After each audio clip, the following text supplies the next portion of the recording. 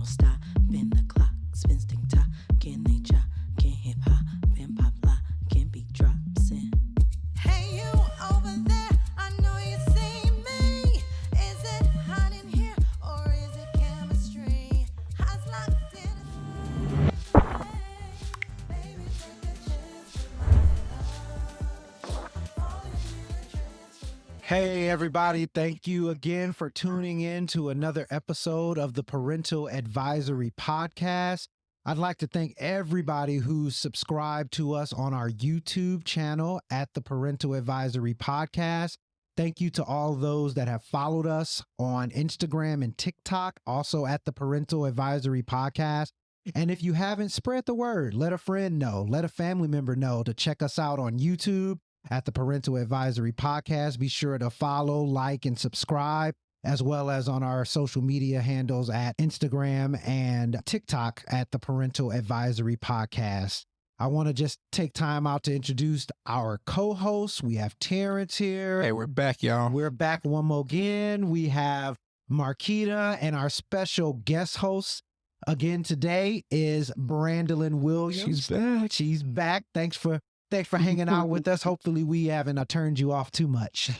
No, this has been great. I really enjoyed talking with you guys. We don't actually do this enough, I think, as parents. So. Yeah, true. Yeah, and that's good. I mean, we need this. Like I always said, I think in one of the earlier episodes, when this was an idea, it was something that could highlight, positivity around parenting. When a lot of times when you come on social media and you take a scroll, you see somebody complaining about baby mama or baby daddy or husband. So on this, we want to tackle some of those, but we also want to highlight and offer solutions that can help you in this parenting journey that we're all taking together. So today on today's episode, we're going to actually discuss rule setting as parents. And everyone is different with how they set rules and what the regulations are in their household, because every household is different. But, one thing that we know is rules are in place to really help children understand right from wrong, what's okay and what's not okay. And, in doing a little bit of research, according to Dr. Ben Martin, who's a clinical psychologist, he said there are 5 C's to effective discipline and setting rules for children. Those 5 C's are clarity, consistency, communication, caring, and create. And just to give a background, when you say clarity, we're talking about being clear whenever you guys are setting the rights and rules and limits. With consistency, being consistent in enforcing those rules. Communication, talking about those rights, those rules, limits. Caring, using encouragement and support, not just discipline for breaking those rules, because we know kids are going to break the rules. And create, so instill a sense of social responsibility in your children. So I do want to just ask the panel, what do you think about those 5 C's? And maybe what are some ways that you've come up with rules for your household and your kids? Yeah, listening to those 5 C's is pretty well constructed. I mean, that sounds like some good hot topics and points to kind of hammer home the lessons there. I think a lot of us people who are first-time parents to try to emulate maybe some of the positives that they had growing up and some of the different strategies or lessons that they may see with some of their colleagues or friends and family who are raising kids the right way, The right way. And I think when I was a little younger for myself, some of the rules that I actually had, I didn't understand them at the time, but the older I got and now being a parent, I appreciate the rules because they make more sense now. Like being in the house when the street lights came on? Listen, so the number one topic I was talking about was going to be curfew. Oh, wow. And that's one thing that understood from a protective standpoint. And also I had other friends who had similar curfews, or the ones who didn't have curfew, they had the higher probability of kind of getting in some trouble, right? And it made sense. Even when I was a junior, I think in high school, I think I had to still be in the house by 11 or so. And I think a lot of my other friends, their parents let them stay out to midnight, 1 a.m. And I started to realize, I heard somebody older say, hey, I mean, as a young kid under 18, there's nothing good for you out there after midnight anyway, right? There's nothing but 2 things, and both of them kind of can lead to trouble.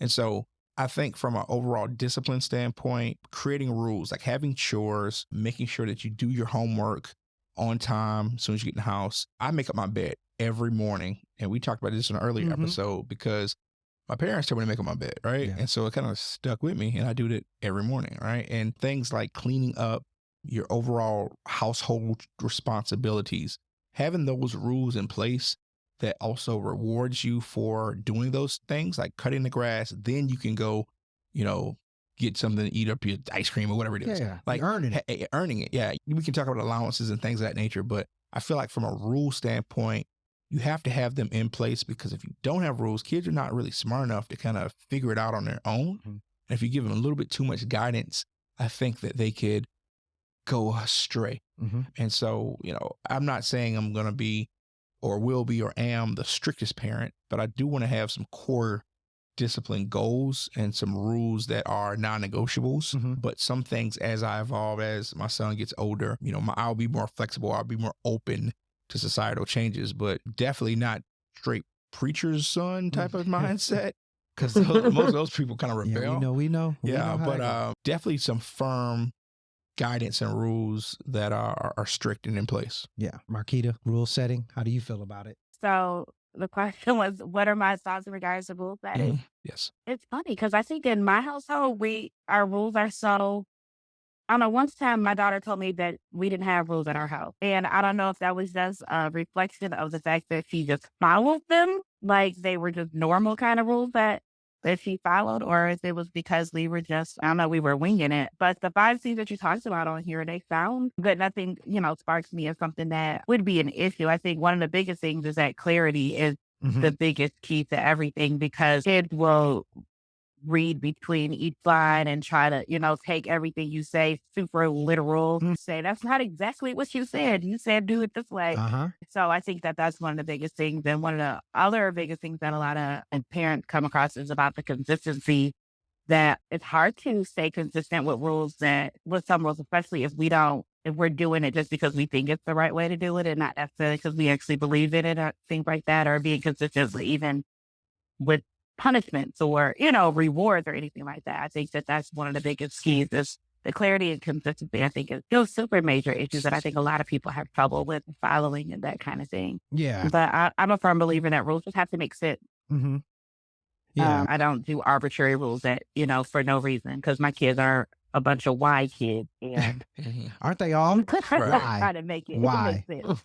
Or like mine is getting to be a smart butt where she will say, like, if I say, I'm not going to do something or I'm not able to do, she's like, well, you technically are, you just choose not to do that. I'm like, where did you learn? Like, where'd you learn that? You choose not to do that. Cause like, for instance, my mom is a vegan, so she doesn't eat, meat. And then she'll be like, well, it's not that Gigi can't eat meat, it's that she chooses not to. Like, I'm like, where you get this stuff there from? But like, good for her. I mean, good juicy steak sometimes. I know, but no, the consistency piece is huge, because even I know we were talking a little bit off air. I used to use screen time as a crutch for my little one when I was getting her ready in the morning or, doing different things. And now that she's getting older, I'm having to, although that was my crutch and it was her crutch as well, I'm having to now be disciplined in myself to say, hey, when we're getting ready in the morning, there is no iPad, there is no, phone or anything. And actually what I found is, now that I've been consistent with that, we're getting ready faster. We're actually able to have more interactions in the morning versus her just zoning out to what's going on the iPad. Because now that she's getting older, I do want to have more interaction when I want to know what's going on at school. I want to know what she's excited about today at school, what's challenging her, who are the new friends or whatnot. So that consistency piece is huge. Brandy, do you have any thoughts on it? Well, I'm in that phase of, it's a very formative year stage. My son is 4. And, there are certain things like take your shoes off when you come in the house. Do the hand sanitizer at the station, right by the door. Don't go on my fridge unless you use the hand sanitizer. Take off your outside clothes. Like things that are very much so like, this is how I was raised, or at least given with COVID, like we got to be extra vigilant about certain things. So I really am enjoying setting these boundaries in my home with him, and also getting everyone on board, like my husband, the nanny. It's very important to be consistent. I mean, my son is so routine is very important for him. And I think routine is important for anyone, even someone that's not, special needs. But, one of my favorite sayings, and I got this from a business coach, clear is kind and unclear is unkind. So being very clear and direct, especially being that he's 4, use very simple language, Yes. even to the point where he's like, mask on, mask off, like he's very Not much so Future. understand, No, like, he's these a little aren't, this is Future what over the there, mask expectations on. are. It's kind of funny, but it's cute to see being at his young age. And also, you know, development is something that we are constantly working on, things that may not necessarily come natural. So I think rules are important, as in now that I'm in like my real adult years. It's funny because in your 20s it's like kind of fake adult years, but like when you get into your 30s and you damn near 40, like that is like you are like a real adult. Right. And I am constantly saying like, who raised you? Like who raised you? And so it really makes you full and appreciative that you had rules in your household and that you know how to follow them or at least respect them. And Marquita mentioned about the why, certain things you do in your household is more so just to build character and build like this is the way of the world, Mhm. So sometimes it's even hard to explain why, but you're like, this is just the way it is. And I think it's interesting that you mentioned how your daughter was like, we don't really have rules. I mean, I almost think that that's great that she's not even realizing that these structures and things that you put in place should come natural. Like if someone tells you to stop, like, like there's certain things that just should come natural to you moving about in your life. So it's definitely important. And I don't want people saying who raised you to my son. Yes, So I'm right. constantly trying to reel it in. I feel like I say who raised you. I say that like weekly Mhm. to people all the time. I Like, say who that raised you? because I feel like some of the basic skills or the societal norms that you would think people just don't have them. You I know don't who? No. Al Gore's internet. is who was listen. raised Like, it. dude, who raised you? Like Yeah. NWA or something? Yeah. I don't know. And I mean, and that's the thing. You have to, with the children, just helping them with the clarity, understanding why these rules are in place because there's consequences. And that's Right. something that Yep. I explain whenever I'm saying, hey, mommy and daddy aren't telling you this for the sake of just hearing ourselves speak. Right. You do something, there's a consequence that comes along to that, whether it be good, bad, or indifferent. So that's another thing with the clarity, making sure that they're aware that there are those consequences to breaking the rules. And that goes from childhood up to adulthood. And consequences are real, Man. especially Oof. raising a young Black male in this society right now. You're going to raise them or you're going to have the streets raise them, one of the two, Yep. right? And so, from a standpoint, it's a lot of things that I've learned to do if we have interaction with police or you have a situation. I grew up where I see a fight happening, I go the opposite way. I don't run towards it to pull out Same. a camera to So take you're out not pictures. over there filming it, basically. What you're Exactly. saying. Because that's how you get shot in the forehead by Yeah, accident. for Like, you know sure. what I'm saying? Like, it's different scenarios that just happen and they become natural because they're ingrained in you by your parents or by family members or even older brothers or siblings and things of that nature. Like you were taught when something happens, it's action, right? And a reaction, right? And just kind of a scientific type of thing. You don't know why you do certain things. You were taught when you wake up in the morning, you brush your teeth, right? And you just do it now because that's what you were taught to do. But if no one ever told you to brush your teeth, like except your dentist, you wouldn't know anything about that, right? So I feel like the consequences of not having some structure or the clarity or open communication, whether it be discipline from school or that leads to then, situations you have discipline with law or discipline in a work setting. If you don't know standard decorum or you don't know standard practices or how to be a gentleman, that's what I'm trying to teach my son. Those things are not necessarily, you're not going to learn them on YouTube, maybe. Nope.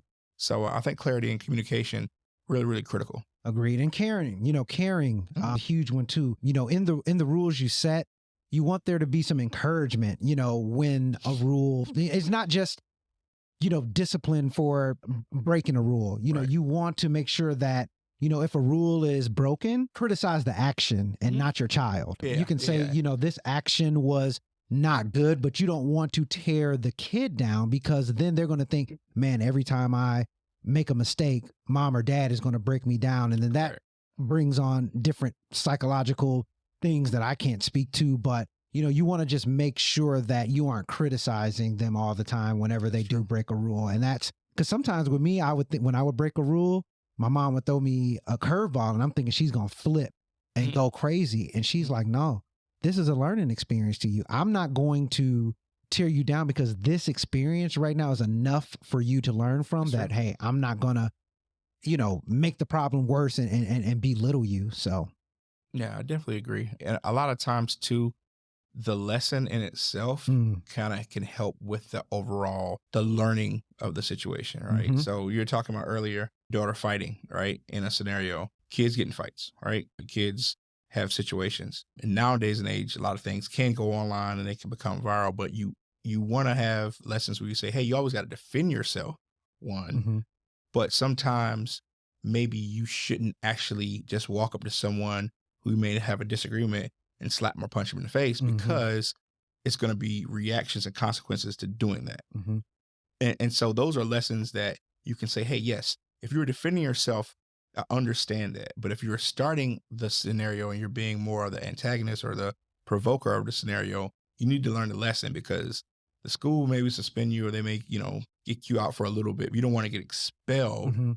because that's a consequence of an action that you could have avoided, Mhm. So it's just scenarios like that. If it's talking too much in class, That you was don't want, me. you don't want Excessive that. You socializing. don't want that kid or the assistant principal to call your parents and leave a voice message like we used to have back in the day. Because then, you get trouble for that. And then too much of that can lead to other scenarios. And I feel like the consequences sometimes can actually be the remedy to make you change your behavior. Yeah. So I'm going to flip it up a little bit about rules. What are some rules that you set for yourself as a parent, like self-imposed? So like Brandy or Marquita, whoever wants to grab it, are there any set rules that you set that to ensure that, you're keeping yourself in line? I'll go first because I actually mentioned Okay. this in another episode. One of my rules is that, I do pick my son up from school 2 or 3 days a week, period. My son takes a bus to school, but there's something about showing up, making sure the teacher, people see your face. I just think that it's very important in this day and age for people to know that I'm a parent that is involved. Like if I could, I would come into the classroom and sit on the teacher's lap and be breathing the same air. Like that's that's how involved I am. And, I don't want to say that I've ever phoned it in, but I've had to get really crystal clear in making sure that I am his best advocate, but not just his best advocate in regards to, my personal situation as parenting, but just in general, like can get very busy. I have the type of career where, people are always constantly calling me for different events, different this, that, and the fourth. And I have to remind myself that being present, and not just, throwing money at the nanny is part of my job because it could, I'm still very career driven. It's still very important to me. So that's one of my rules. Like I have to pick my child up from school 2 to 3 days a week. Now there are some weeks where I get off and I may only pick them up Mhm. one day a week or no days a week, but then I have to make it up the next week. And that's just really important to me, especially because it makes him happy, but also just, I really, you know, as as you mentioned before, I have a black son. I just think that it's just so important that you just show up. And I just can't speak to that enough. And like I said, I can't get carried away. My husband's job does not allow that. So without me setting those boundaries for myself personally, I mean, like who are we to have a nanny pick him up 5 days a week? Like that's just not who we are, The like at Jeffersons. all. So it's really important to me, and that's one of the things I set set as a rule. Another thing I set, as a rule for myself is that, and we mentioned this in another episode too, is about the phone time. I really have to put the phone down. Um, I'm constantly doing 100 things, especially because, most recently I was helping to plan my 20th high school reunion. I felt like I was on the phone like all day All day, every long. day. And putting the phone down is super, super important because he's at that age where if he sees me on the phone, then he grabs my work phone, and next thing you know, he's playing Sonic for an hour. Yeah. So, I have to really make sure I realize that even if I am doing something that is very important, I have to still model the behavior to put my phone down. So those are 2 rules I can think of off the top of my head. Solid. Yeah, so for me, I'm trying to, off the top of my head, a lot of it goes with kind of like how Brady said with like boundaries in regards to like work and things like that. Like I work 6 days a week. I typically work in the evening. So during the school year, when my kids are at school, that's typically when I'm kind of like not working as much and I work in the evening. So Sunday is a day that I absolutely don't work. I don't take work calls. I don't do anything like that. And I make sure, in general, we try to plan an activity together every Sunday just so that I can, we can do stuff together. Other than that, like other rules is that I think that's really kind of the only rule I actually really do that, like that I'm consistent with for myself. Other things I try to set for myself, but I'm not consistent with a lot of things. But I think sometimes that comes with being, a parent and trying to balance too many things sometimes. But definitely that's a hard rule for me in regard to no working on Sundays. And so, but that's a question I actually have on here, but we'll finish this question up and then I'll have one for everybody else too. Yeah, you can ask the question. I mean, Yeah, honestly. Let's go. Oh, okay. So mine was really about like in regards to rule setting, like, cause I have on my little notes, like hard rules versus negotiable rules. Yeah. Do you guys, and I'll tell you the reality is that I allow my kids to negotiate. I'm a negotiator. Mhm. If I can set a rule, but if you can have an argument that tells me why something else should be different, I will definly listen.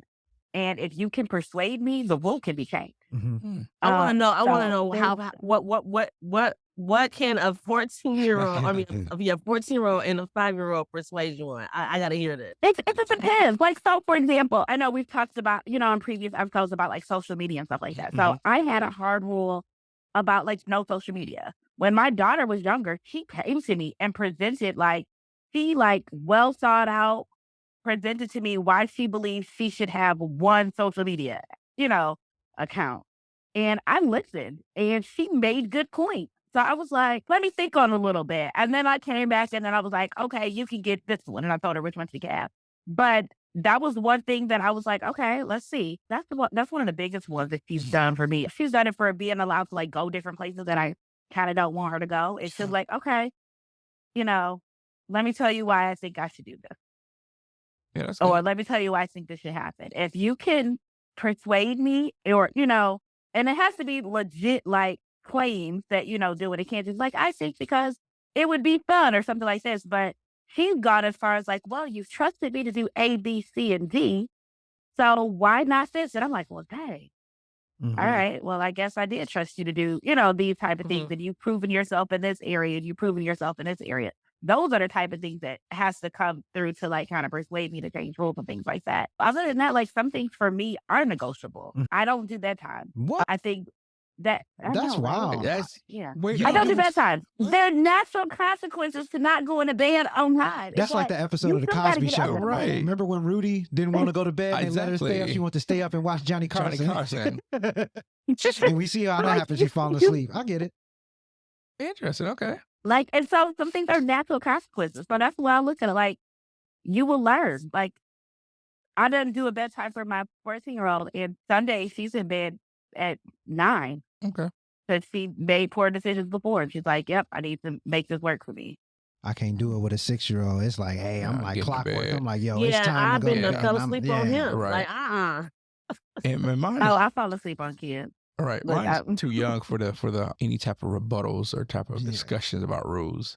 You gonna do what I say, boy, and you're gonna get to bed, right? So I do. I mean, as your kids get older, situations do occur.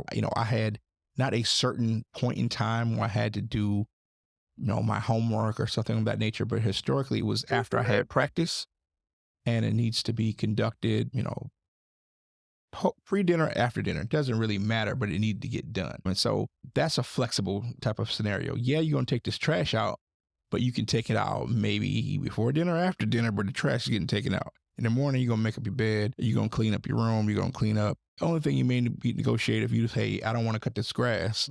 Maybe I want to do something inside. You got inside or outside. You got one of the two. So I think some hard rules are set there to kind of teach discipline.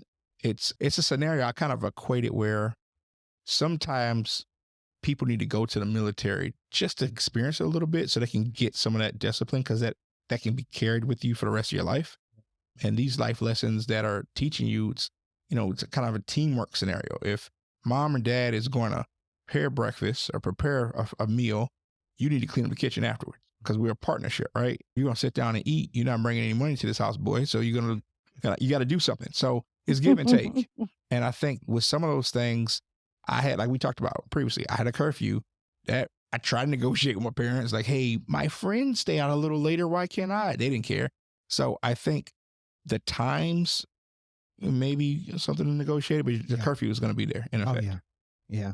I used to always try to figure out creative ways to break curfew. My mom was a hard sleeper, so I knew how to manually open the garage. I can attest to that. Hey, manually open the garage so that the motor didn't go off, and then she wouldn't hear like the that's good. slide back in. Or if I was I'm snitching on myself now. It doesn't matter. Or if I was leaving, I would do the manual. And I'm telling her. I would put the car in neutral so that it didn't start up and then roll it into the street. I thought I was cool one time. I'm gonna tell y'all a story. I thought I was cool. No, but I will say with Marcita having girls, listen, I mean, I can see how that can slide. I don't know what the future may bring, but I just don't. I feel like he gotta have more. No, this his is what rules. it is. Exactly. Like, I don't know if and I'm not necessarily.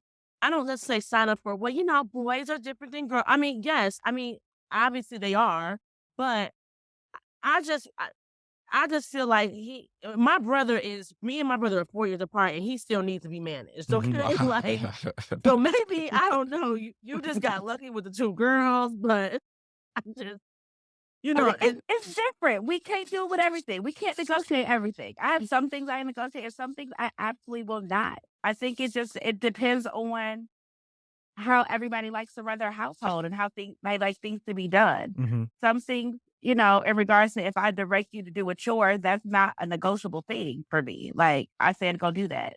You can't go, I think I should, unless, no, that's not going to happen. So it just depends. Some things are negotiable, some things are not.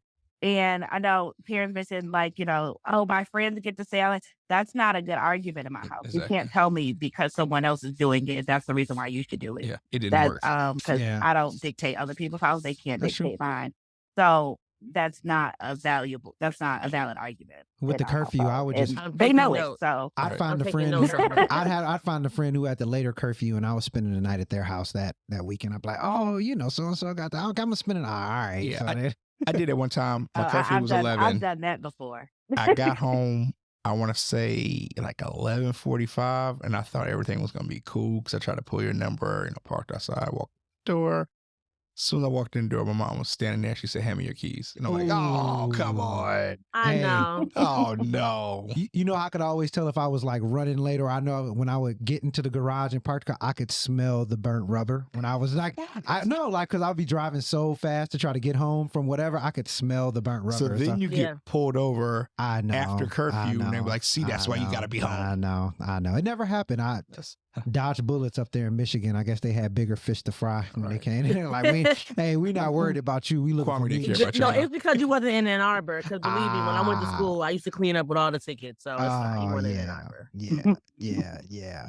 But I mean, like we said, rules, they got to be set. Yeah. I mean, I just, that's just my personal opinion. And like I said, they aren't to just, it's really protecting the kids. When you're setting, you're setting and keeping them safe. Exactly. This world is not the same. It's I'm not. Sorry. It is not, No, agreed. And I mean, like I said, some people agree with like negotiating the rules, which as my daughter gets older, I'll probably be more willing to. But like I said, right now, kind of like what Terrence said, hey, what I say is what I say. Yep. I mean, hey, we have to, because she'll do something every now and then. I can't think of an example, but she'll do something when she breaks a rule. And then I can say, you know what?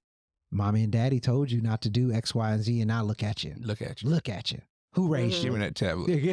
Give me that. Oh yeah, she's right now. She actually has no. She has no outside of me setting that rule. Like, she lost her privileges through the rest of the week. So it's rough out here. It's hard out here. You just have to really instill and stay consistent. That's the biggest thing, because you can set a rule, and then as soon as you give up or take back, they peeping game, and they're like, all right, cool, we break it. He's not paying attention. She's not paying attention. So yeah, what do you think, Brandy, with rule setting? Are you in agreement with, how do you go about enforcing them? I guess, like, making sure that, hey, I've set this rule, but also I'm enforcing it. Like, how do you plan on, as Camden grows, enforcing those rules? I mean, I think enforcement comes with consistency. You know, if you aren't consistent, then you're not enforcing it. You know, and for me, you know, sometimes even with the small things that I'm doing now just to kind of build that rapport, you know, as he comes out of, the toddler phase, it really is, patience because, he's not going to get it right all the time, and just incorporating it into his routine until the point where it becomes like an expectation. So, or that's just what we do here. But I feel like as I get older, or as he gets older, I just think that it just comes back to how you was, here I go again, Yeah. how you was raised. Yeah. Like I just, you want to have a household that runs smoothly and you got to have structure and order. And, you have to have, and for me, like everybody kind of has to be on the same page. So, I'm not going to do something. And then, when my husband is around, he's not going to do it. Or if the name's around, she's not going to do it. Like, I mean, everybody has to be on the same page so that it the tie rides together. So that I think that's pretty much, what's important to enforcing it. I do believe within reason of letting the consequences naturally happen. But also, too, I mean, certain consequences are not good, and that you don't want your child to have to deal with that. And I think every parent's worst nightmare is a consequence that they can't control. Like if your child gets in trouble with the police, I mean, it's out of your hands at that point. So I think, you want them to definitely, deal with the natural consequence of decisions or their behavior or not following the rules. But, as much as possible, you want to protect them and keep them safe as well. So I think there's just it's a hard balance between that. And you just got to just pray every night, because that's really, sometimes when you see things that happen, I don't necessarily just jump to, the parents didn't raise them right. Because a lot of parents do. Kids make, we all have made bad decisions. Sometimes they get us in trouble and sometimes they don't. I think that, with social media and just things being more heightened, awareness of certain things being just greater now, I think it's harder to be a kid now.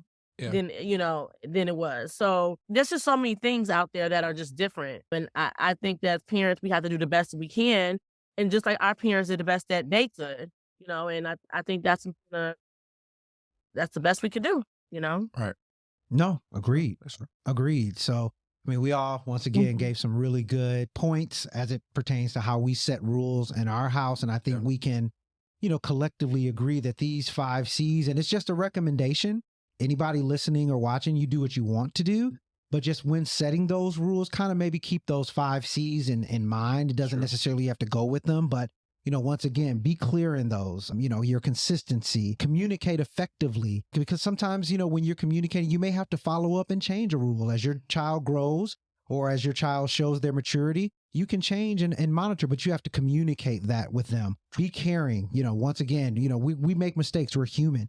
Try not to just tear down your kid and criticize, but make sure that you're, giving encouragement and support, as well as not just discipline them for breaking those rules. And then just, create, make sure that you instill a sense of social responsibility in those. So once again, thanks everybody for the input here. Once again, thanks so much to our listeners and our viewers for tuning in. We do hope that once again, on every episode that you're able to gather at least just one nugget. If we can just get one person to say, hey, listening to this, I was able to make this change, or this situation, listening made it this much easier or something, then our job here has been done. So once again, we just ask everybody to continue to follow us on YouTube and subscribe, like, and share at the Parental Advisory Podcast.